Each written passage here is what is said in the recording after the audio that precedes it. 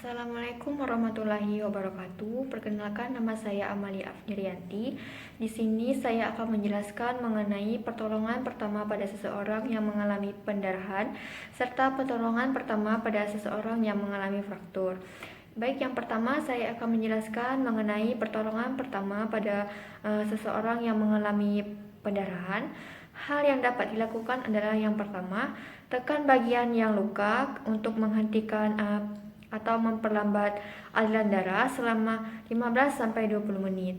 Yang kedua, jika pendarahan berjumlah banyak, hubungi atau bawa penderita segera ke fasilitas kesehatan untuk mendapat pertolongan lebih lanjut.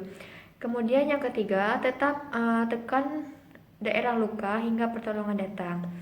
Kemudian apa saja yang dapat saya gunakan untuk menekan luka? Untuk menekan luka, kita bisa menggunakan apa saja yang ada di sekitar kita. Seperti contohnya kantong plastik. Kemudian dalam membuat luka itu tidak harus menggunakan kapas atau perlengkapan pertolongan pertama. Namun dapat juga menggunakan tangan si korban, kaos, handuk, atau apa saja yang dapat menutup luka. Kemudian sebaiknya kita hindari untuk menyentuh darah orang lain. Kemudian seperti yang saya bilang tadi, kita bisa menggunakan kantong plastik atau tangan penderita. Baik, yang selanjutnya saya akan menjelaskan mengenai pertolongan pertama pada korban patah tulang atau fraktur. Yang pertama yang sebaiknya kita lakukan adalah menganjurkan kepada penderita untuk menopang cederanya dengan menggunakan tangannya sendiri atau gunakan kain atau benda lain untuk mencegah pergerakan yang tidak diinginkan. Lalu yang kedua, jika ada area cedera yang remuk, segera hubungi fasilitas kesehatan yang terdekat untuk dapat membantu. Kemudian yang ketiga itu pastikan area tubuh yang cedera ditopang hingga bantuan datang.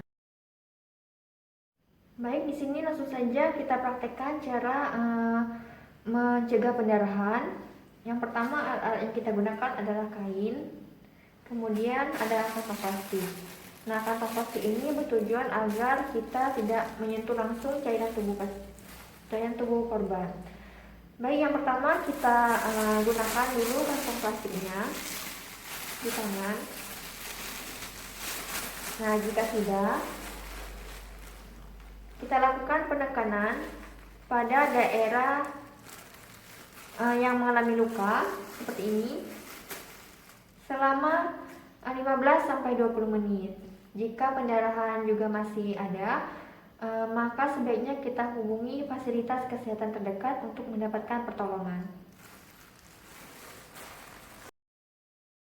Baik, yang selanjutnya saya akan menjelaskan mengenai pertolongan pertama pada korban patah tulang atau fraktur. Yang pertama yang sebaiknya kita lakukan adalah menganjurkan kepada penderita untuk menopang cederanya dengan menggunakan tangannya sendiri atau gunakan kain atau benda lain untuk mencegah pergerakan yang tidak diinginkan. Lalu yang kedua, jika ada area cedera yang remuk, segera hubungi fasilitas kesehatan yang terdekat untuk dapat membantu. Kemudian yang ketiga itu pastikan area tubuh yang cedera ditopang hingga bantuan datang. Kemudian saja tanda dan gejala dari fraktur itu sendiri. Yang pertama ada memar, kemudian ada nyeri, ada bengkak, kemudian ada pergeseran posisi yang tidak simetris. Kemudian bagaimana cara menopang tulang yang patah? Perlu diingat bahwa yang pertama itu jangan menggerakkan area yang mengalami fraktur. Kemudian yang kedua, beri tekanan pada daerah sekitar luka untuk menghentikan atau mengendalikan pendarahan. Jangan sampai mendorong tulang ke posisi semula. Kemudian balut luka dengan perban atau bahan berupa kain yang bersih. Kemudian selanjutnya lakukan pemindaian tulang yang patah dan tinggikan dari tubuh. Maksud di sini adalah dari jantung. Jika tidak bisa melakukan pemindaian terus topang hingga bantuan datang. Baik, selanjutnya kita akan melakukan pembidaian. Alat-alat yang digunakan adalah 2 buah kain segitiga, kemudian 2 buah spalek. Baiklah, yang pertama kita lakukan adalah bungkus spalek menggunakan kain segitiga tadi. Kemudian masukkan ke bawah lengan pasien secara perlahan. Kemudian lepaskan spaleknya. Masukkan lagi. Angkat secara perlahan, jangan sampai menyakiti pasien.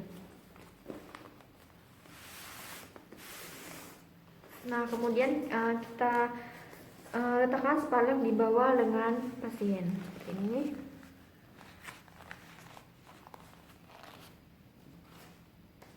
Kemudian di atas. Setelah itu kita masukkan kainnya seperti ini, kita ikat.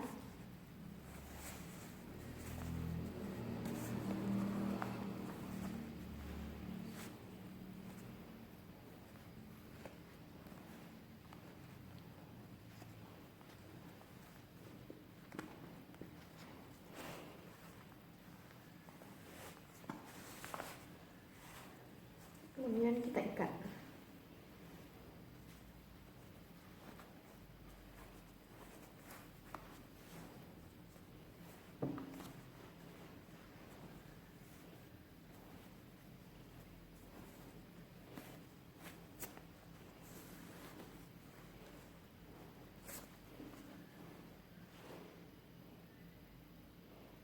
Baik, sekian video dari saya. Kurang dan lebihnya saya mohon maaf. Wassalamualaikum warahmatullahi wabarakatuh.